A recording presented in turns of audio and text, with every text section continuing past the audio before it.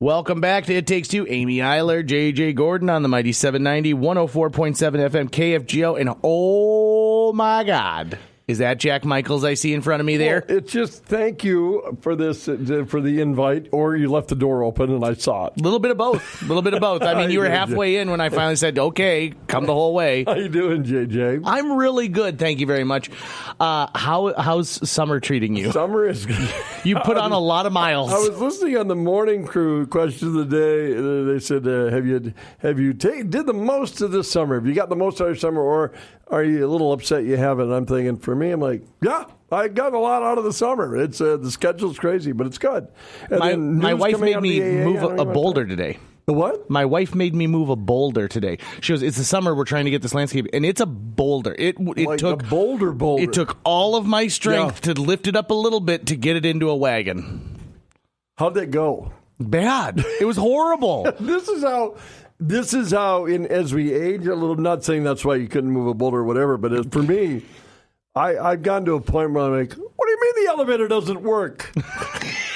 It's one floor. Still. This is where I've gotten to. To me, it's like pop used to be what you drink. Pop is now what I hear when I stand up and make my knees go straight, right? You know, like that's just what it is. It's either a message that the muscle is still there, but it's never been used. It's never. Or I don't know what's better than to have a muscle and pop, or to never have a muscle at all. You know, well, that's the next science. I'm going to get NDSU to start doing some research and find out from us. Yeah, but the bus trips have been great. My buttocks says thank you for all the hours on it. And streaming Netflix must just make this so much easier now. I don't know how many apps you have. My guess is a few. I'm sure everybody tuning in, the listeners say, oh, I have 9 apps. And I've got apps like your Google receipt for $14.99. Our prices have changed. It's up to like, how many apps? I think they're doubling up because they know I'm stupid enough to go, wow, I must have it for a reason. Right, exactly. But that has carried me through a lot of bus trips. And I've done this thing where I've been like, I don't watch Paramount Plus. I'm going to get rid of it. Yeah. And then a week later, someone's like, hey, did you watch this thing on Paramount Plus? And I was like, come on. That's exactly. Like, why do I need the Disney app? Oh, ESPN's attached to that? Oh, my bad, yeah. Shoot. Because I need that. Yeah, Netflix, speaking of which, they had and we, of course, had it free on KFGO. That's where it's at. But everybody want to watch that Field of Dreams game, the Phillies and the Twins, they saw it on Netflix, but they heard it on KFGO. But this is what they're getting into. Like everything else is they're dabbling into my world of the toy department. It's like, what's next? The Food Channel's going to have a Raiders game? What do you mean it's on the Food Network?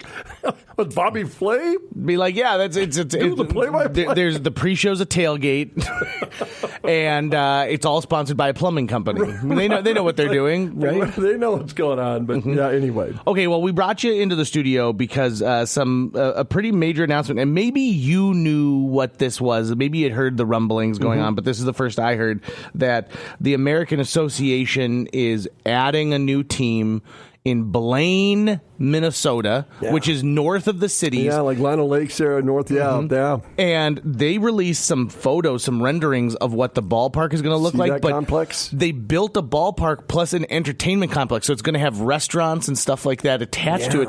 What they came up with, I think, is a genius idea. It is, and yes, we had heard rumblings, and these leagues expand and contract, and they relocate some teams. So over the years, the people followed the Redhawks, which is now this is their 31st season. They were in the Northern League at the time, and that league had some old staples, that were in there. That the St. Paul Saints used to be there. Now they're with the Twins AAA. But so that league had kind of this.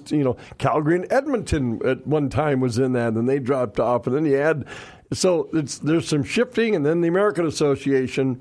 That Northern League kind of dissolved and many merged into what we know as the AA now, and so that had its share of from as far south as Cleburne, Texas, to North Winnipeg, Manitoba, to all the Gary, Indiana, Chicago, Kansas, all that stuff there. And what was when the Saints were in the Northern League and St. Paul was in the American Association, it was really obviously a great thing. Mike Veck and with the Saints in Minnesota and his brand and ingenuity and then they of course become a minor league affiliate of the Twins, a AAA affiliate, which has done great. It's right there. And I'm thinking, and I think the league too, that Minnesota, there's got to be a foothold. There's got to be places in Minnesota that, you think of the legend of town ball in Minnesota. Yeah. Major League Baseball. They got Northwoods Wood Bat League teams. Duluth was back in the day in the Northern League. So Minnesota has been a place where it's like, where can we go to Minnesota to establish an American Association team? And you mentioned Blaine and the complex and the designs and the dollars behind it and the foundation and the vision of ownership and all that. And this became, and you can't do these things overnight. So I think it's been in the works a little bit. Okay, yeah. And they solidified this with all the designs, and not next year, but the following year, they will be in the American Association. And JJ, that is great. Minnesota, it's good to have that there, and who knows where this league, in a couple of years, is having one team 17 hours and 43 minutes away from Fargo and Cleburne, and everybody else has to make those trips. Yep. Or is it beneficial maybe to look for another team in the Texas area, or some other teams looking at other leagues that might be more geographically fitting?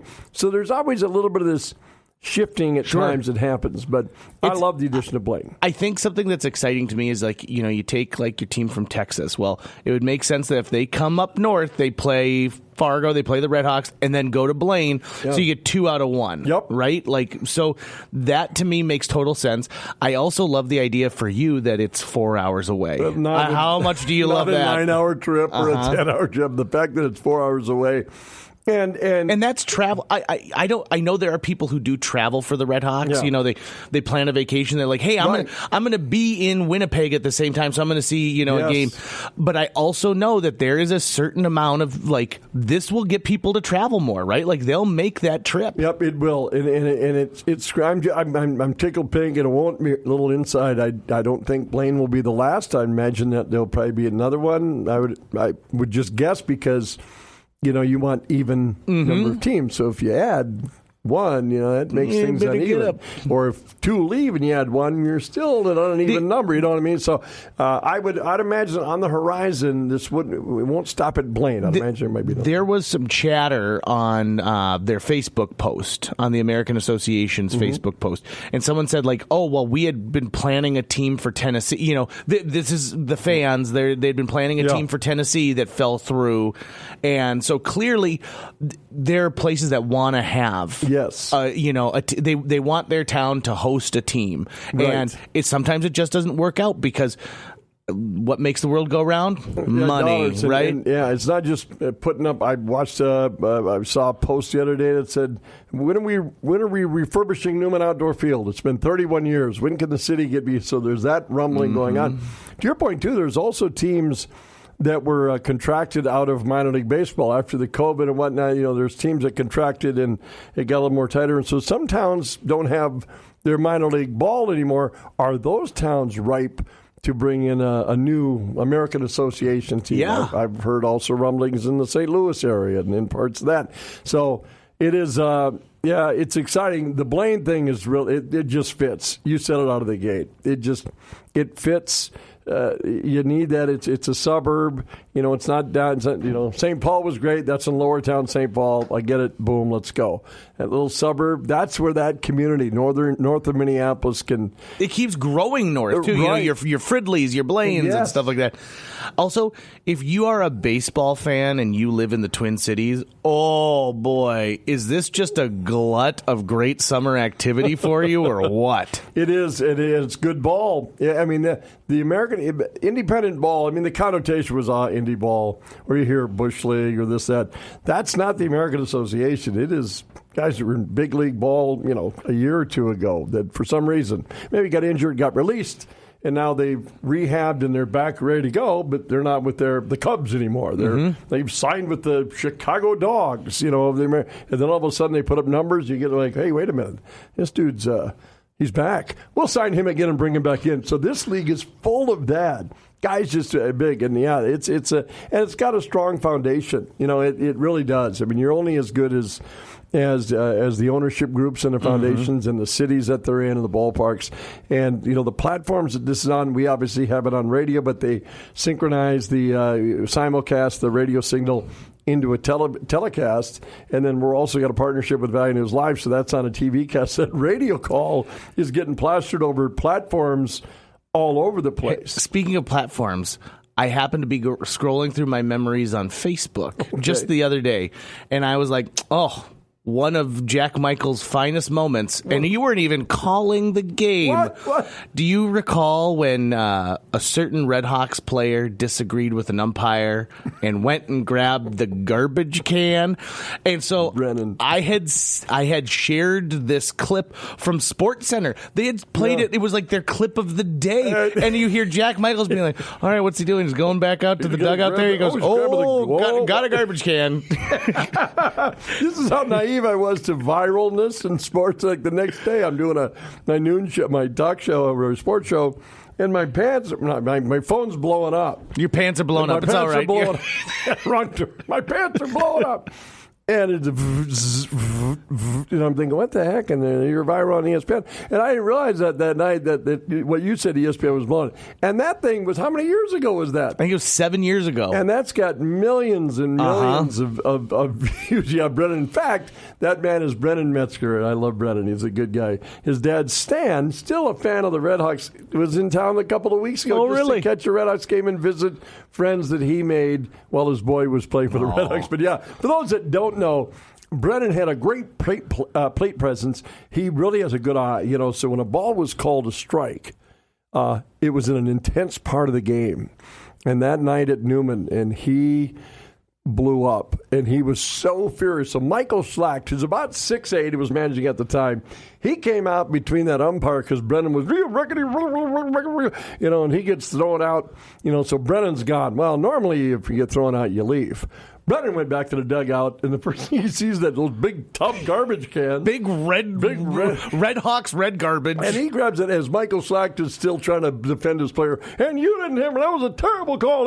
And as he's still arguing with the umpire, the manager, he turn around, the whole crowd, there's just that quietness like, what the heck is this guy doing? And that's, of course, when I'm trying to get out of the way, yet broadcast it. I want, and we've got that mic behind home plate. Sometimes really good. You got him like besides those colorful sentence enhancers that I have no control over. But he puts that garbage can down and he goes, "That's your home. Go to your home. Oh. Jack Michaels, always a pleasure to have you. Excited for this, and some big news for the American Association. Huge that a new team is coming to Blaine, Minnesota.